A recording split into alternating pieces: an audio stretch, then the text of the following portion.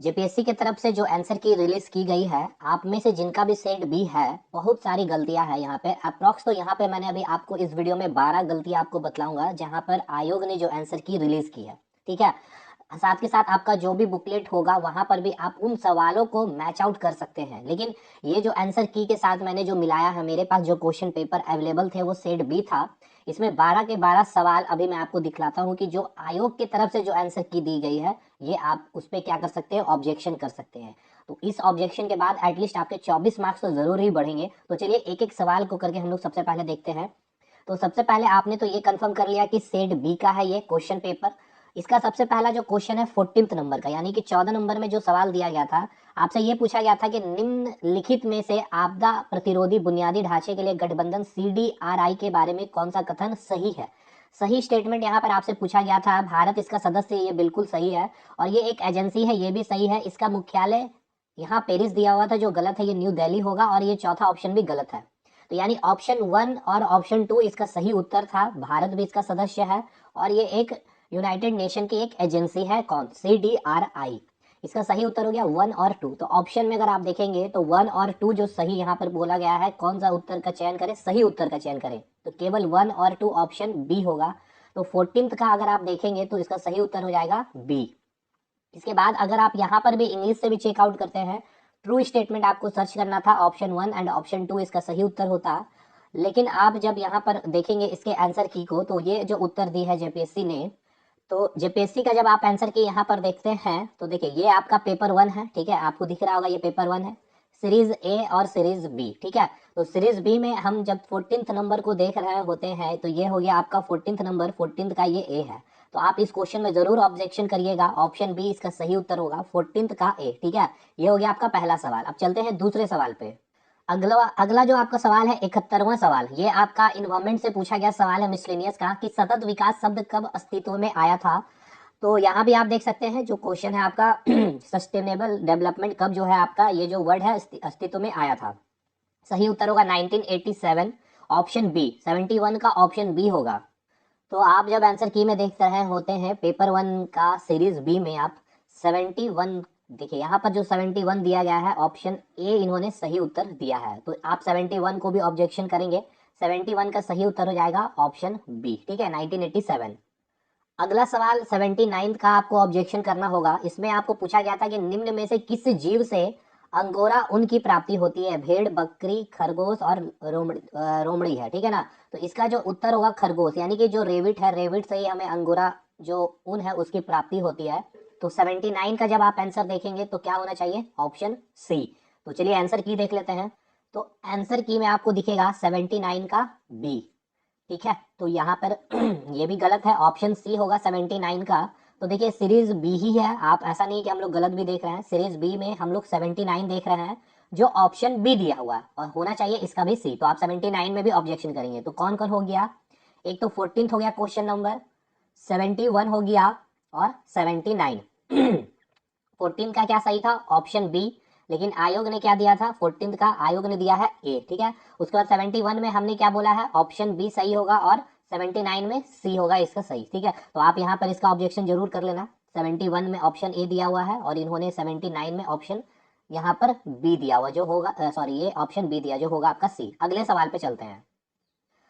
80 number का भी जो सवाल, इसका जो सही उत्तर होगा जो आयोग ने दिया है वो गलत है। रैम के बारे में पूछा गया था कि क्या सही नहीं है। ठीक है ना, क्या सही नहीं है। तो वो देखिए, एक तो पहला ये एक अस्थायी भंडारण क्षेत्र है, बिल्कुल सही है। इसके बाद रैम एक हार्ड डिस्क स्टोरेज की तरह है। उसका बाद ऑप्शन सी, रैम जो है एक वाष्पशील मेमोरी है, यानी कि वोलेटाइल मेमोरी है, इंग्लिश में आप देखेंगे तो समझ में आएगा। उसके बाद ऑप्शन डी में रैम में भंडारित सूचनाएं कंप्यूटर के ऑफ होने पर उड़ जाती, ये भी सही है, ये भी सही है, ये भी सही है। ऑप्शन बी जो है सही नहीं है। मतलब देखिए, क्वेश्चन बोला गया था कौन सा सही नहीं है, तो ये ऑप्शन बी सही होगा, क्योंकि ये ऑप्शन जो है गलत है।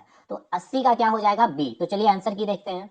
देखिए सीरीज बी में आप पेपर 1 का 80 का आंसर देखेंगे तो आयोग ने दिया है ऑप्शन ए। ठीक है, तो होप शो शायद वहां पर आयोग ने जो ये आंसर की दी है उनका सेट बी में अब हो सकता है क्वेश्चन कुछ और हो सकता है, क्योंकि ऐसे आपने देखा भी है कि सेट बी में कुछ सेंटर में क्वेश्चन अलग है, रिपीटेशन है, जो भी चीज है भाई।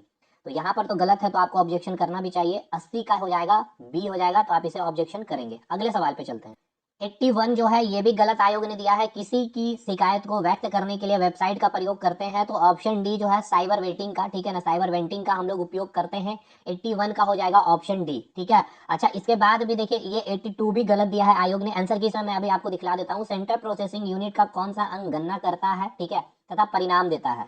तो देखिए सिंपल सा ये क्वेश्चन था। एएलयू जो था आपका अर्थमेटिक लॉजिक यूनिट जो है आपका, वो ये सारी प्रक्रियाएं करती है।